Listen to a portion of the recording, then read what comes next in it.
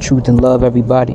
Christelle Laura here with Learning Thyself, and I'm here to tell you things I'm learning about myself in hopes and confidence that helps you along your journey. And many times I got messages, and this time it's more of a message. And I'm really happy to give this one. And I'll probably throw the same message on TikTok as well. Don't allow anybody or anything, specifically yourself, to take you away from your moment. See, I know when I was growing up, I had a lot of shit stolen from me. There was a lot of thieves in my life. And it's too easy to take the moment that I have and to go back to those times where things were stolen from me. And I'm just not going to allow that again.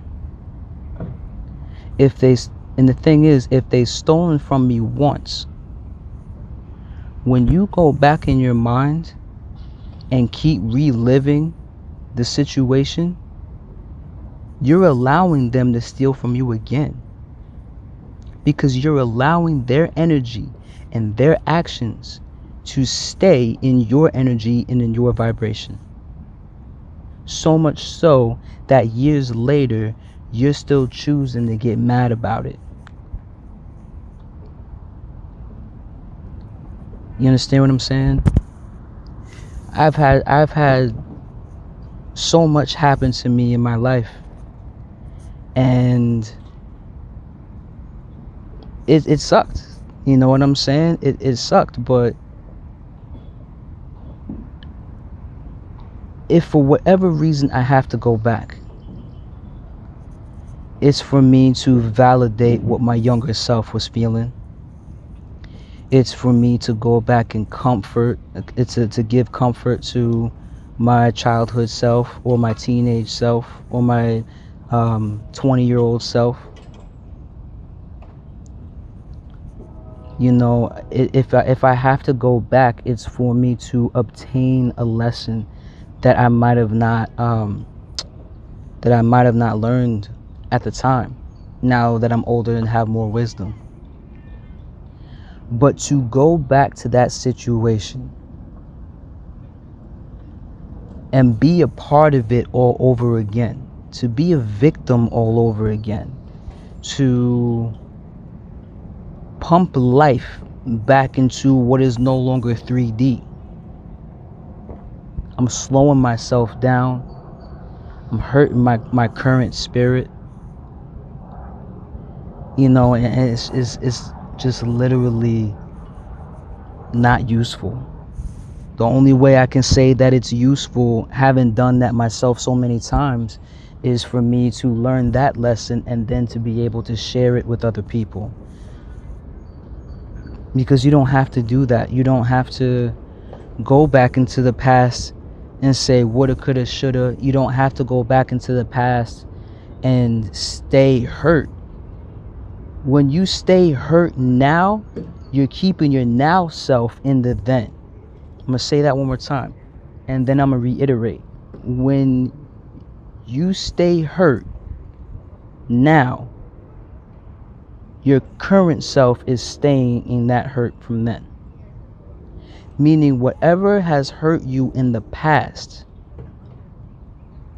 and you're choosing to stay hurt about it, that means you're choosing to stay in the past.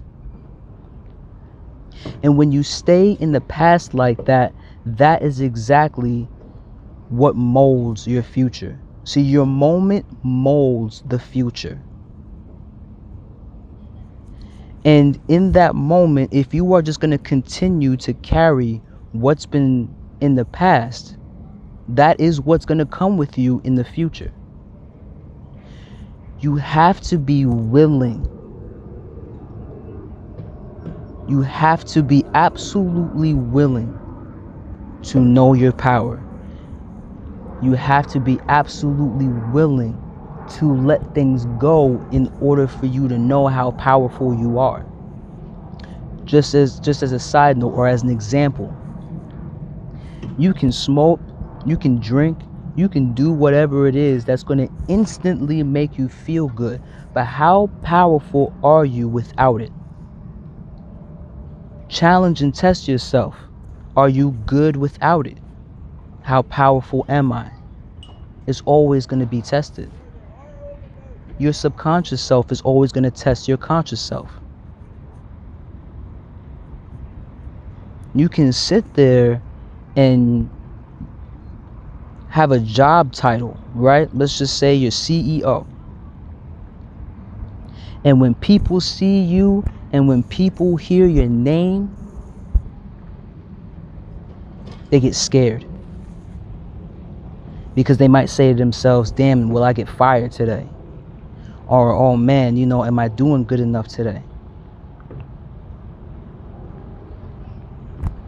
But then all of a sudden, you don't have that title anymore. So where's your power without that title? Where's your power without that fear? You understand what I'm saying? So in this case, where is your power without your past? Where and what is your power without holding on to the past? Because I know for me personally, there was a sense of power that I felt carrying my anger, carrying my sadness, my weakness. There was a sense of power that I had within it. And I believe there's such thing as a weak power.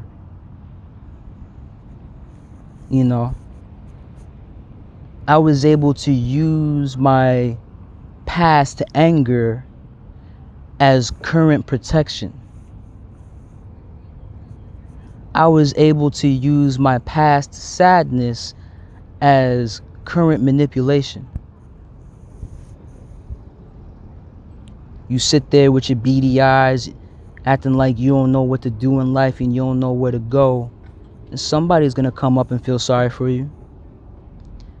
But within yourself, ain't nothing fucking powerful about that. Ain't nothing powerful about somebody coming up to feel sorry for you. You never want nobody to feel sorry for you. So why are you feeling sorry for yourself? And these are the things I had to realize many times throughout my life. If I sit there and I think about those thieves that have stolen from me, then that means they're also stealing from my future. I'm allowing them to steal from my future. Your moment is what molds the future. I want my future self to be happy, fulfilled. I want my future self to continue to stay honest. I want my future self to be in a place of peace and gratitude, abundance. But in order for my future to look like that, I have to recognize that within the now.